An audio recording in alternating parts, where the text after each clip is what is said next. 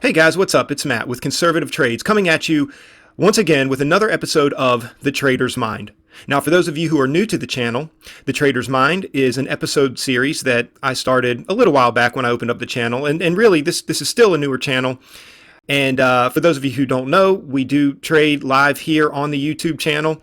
I stream live Monday through Friday, typically beginning around 9 a.m. And we are building a nice little community of some really smart, really solid day traders. So come join us if you ever get the chance. And I also do post daily recap videos, but typically once a week, usually over the weekend, I like to tackle trader psychology. And trader psychology can be talked about in many aspects in many areas of day trading. And it is my belief that day trading really is maybe 20% knowledge, research, education, and 80% psychology. There's a lot that comes with that. We typically chalk it up to mental discipline and emotional control. And in today's episode, I kind of want to tackle something that I think, especially right now, with the times that we're in, and what we're facing and what we've been seeing here recently in the stock market, I think we need to tackle the real possibilities of a stock market recession. We need to talk about the mentality that may be coming along with that sort of thing.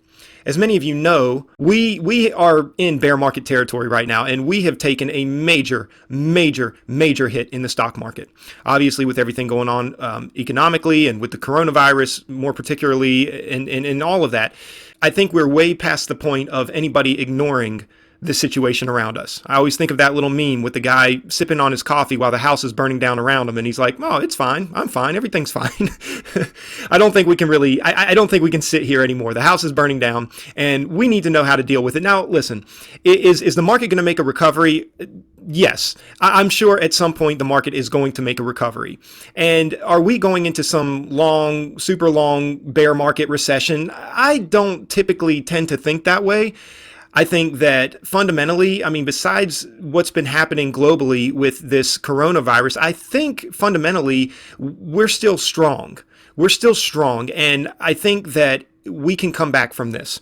Now, obviously, this is dependent on several variables. And I think one of the more major variables being how long people are going to be out of work, how long the economy is going to be shut down, particularly here in America.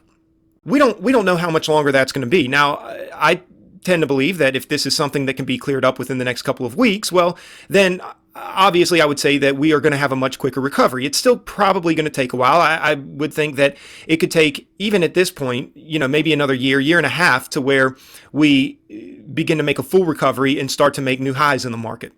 If it goes on for another month or so, or even beyond that, it could take a few years. We just don't know. And I know nobody wants to hear that. So look, don't kill the messenger here. All right. I'm just giving a realistic perspective of what we could be facing. Now, if you want to go to the more macro perspective, well, yeah, 20 years from now, we're probably going to be way beyond where we are right now. I don't know how long it's going to take to recover, but here's why I wanted to put this episode in place today, because trading has become extremely difficult over the last couple of weeks. The runners are not running as much as they used to, and there is a great choppiness, a great wave of choppiness that has come into the markets. Even the SPY, when you're tracking the SPY is making completely irrational moves throughout the day, and oftentimes pulling the rest of the market with it. And it's making it very difficult to trade. It's making it very difficult to trust in the chart patterns and the technicals, what the technical indicators, what the price action volume, it's making it very difficult to read all of these things, which is what us day traders go on. We are technical traders by and large. Yes, we do take fundamentals into consideration, but by and large, we depend on these chart patterns playing out in a much more predictable fashion than what we've been seeing lately. Okay, now obviously the stock market can behave irrationally at any given moment. Okay, so chart patterns don't always play out the way that we think that they should, but I've just noticed here lately it's been a little extra difficult, and I believe that this may be due to a lot of the mentality that a lot of day traders and even investors, swing traders, what have you, may have right now. And so I want to introduce to you this idea of a market recession mentality. Now, for those of you guys who have seen other episodes of The Trader's Mind, you know I don't get too fancy here. I don't try to put together these big, beautiful PowerPoint presentations and make it all fancy. Look, I've got a Word document here. I've typed out some thoughts and I'm going to scroll through and share them with you. So, market recession mentality. Here's the thing. It's kind of like with any kind of economic recession mentality. There are going to be things that are going to have to go. There are going to be things that you normally do that you no longer include in your budget. There's a lot of people out of work right now. There's a lot of people having to be very careful with how they spend their money. And they're probably, calling up, I don't know, maybe canceling their cable. They could be, people are finding ways to cancel things. And there are definitely necessities that they're going to want to hold on to. So, but there's going to be some things that are going to go first. And so let's think about this from a day trader's perspective. Okay, if you're a day trader, what is going to be the first thing to go? Maybe you're out of a job. Maybe you have gotten caught up in the choppiness of this market a lot. Maybe you are really having to watch your spending, and there are some things that you're going to have to cut out. And trading is not going to be the first thing that you're going to want to cut out. You're probably going to first cut out trading tools. Okay, so trading tools are probably going to be the first thing to go. And I wouldn't be surprised if we start to hear of some of these trading tool programs and websites and places where you can find subscriptions losing a little bit of their revenue. Out of the trading tools, I think the first thing to go is going to be charting, okay? Because technically you can do without charting. Now there's amazing charting programs and tools out there. You've got TC2000, you've got eSignals, but here's the thing. In our broker accounts, we have charts, okay? They might not be the best charts, but they are still charts, okay? And if you've got to cut out a $150 a month subscription to eSignals or a $100 subscription, whatever, $50 subscription even to TC2000, I'm not sure what the costs are of these things, you're probably going to cut them out. Now, you've got other charting tools like TradingView, for example. It's a great charting tool, and you can sign up for free, and people will probably do that. And there are paid subscriptions to TradingView, but I wouldn't be surprised if a lot of people start canceling those paid subscriptions and making do with the free subscription, because the free subscription is pretty darn good. So I think that's the first thing to go before anything else. I think that's going to be the first expense that goes. Second expense is, I think, newsfeed subscriptions. Okay, because let's face it. We can go to MarketWatch, we can go to Finviz, we can get news. All right, and yes, newsfeed subscriptions, like let's just use Benzinga Pro for example. Yes, they're very helpful, and you can get all kinds of news, and right there at the moment, right when you need it. But let's face it, guys, you don't have to have these newsfeed subscriptions to make a good, solid trade idea work. Okay, I think you can go, and this is pretty much what I do. I used to have a Benzinga Pro subscription, but I canceled it a long time ago. And I pretty much see what stocks are in play each day, and I go on Finviz. That's my go-to. I go to finviz.com and I look up the news on it, and I formulate a trade idea based upon, really more so, like going back to what we were saying earlier, more so based upon the technicals, but I will take the fundamentals, I will take the news catalyst into consideration when forming that trade idea, and, it works. It works. Okay, so I think this will be the next thing to go, because some of these newsfeed subscriptions out there are just horrendously expensive. Okay, another trading tool I think is going to go is stock scanners. I think this will be probably the last of those three to go.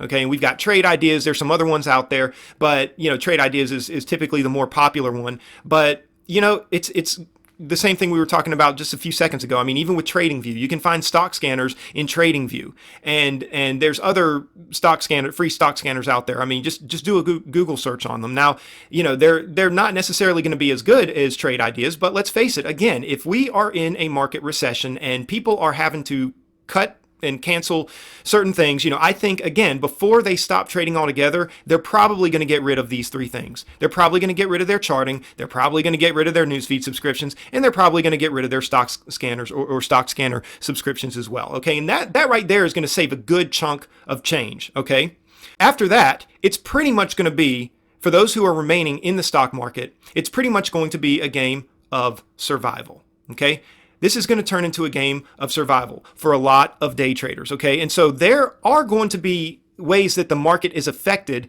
solely because people are now trading with maybe more of a defensive mentality. They've got to preserve their capital. I know for myself as a day trader right now, in these market conditions, I am most concerned with preserving my capital. I am more concerned with than ever right now about living to trade another day.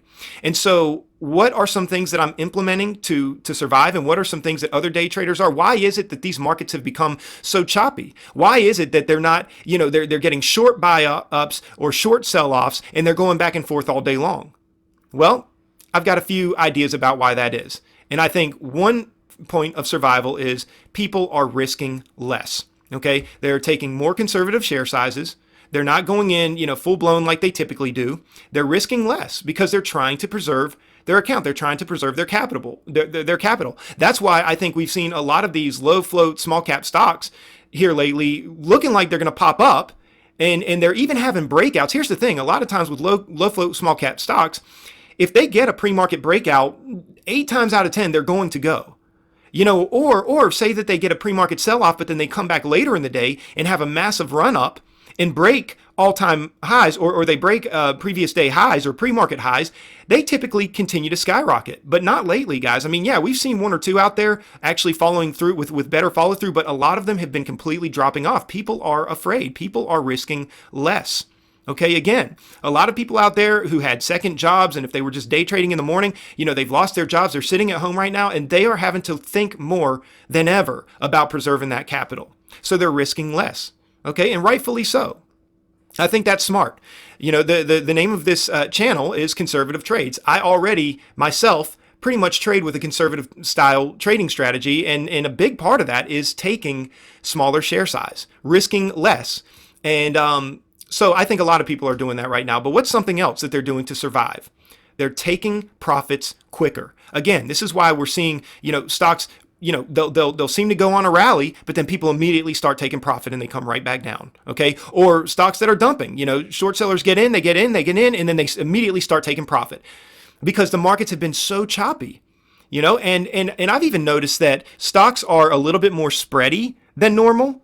With all the uncertainty, and even with what's happening with the SPY and the irrational moves that the SPY makes throughout the day from day to day, we've seen it multiple times. Even this past week, it looks like it's getting bought up, and then all of a sudden there's some massive sell-off. Or you think there's going to be some massive sell-off. We had the jobless claims report come in this week, and all of a sudden it just went on a bull tear. It's just completely irrational from not just a fundamental perspective, but even from a technical perspective. Okay, and so like I said, with all of this uncertainty right now, people are going to be risking less. They're going to take profits quicker. Okay, this is the trader mentality right now. This is genuinely what I believe. Okay, and what's the final thing? What's the final thing? I think the final thing in the survival is people are going to be trading less. I think they're going to be taking less trades and just trading less, just like it says. Because let's put it like this. We were talking about it earlier in the week. Cash is a position. Cash is a position.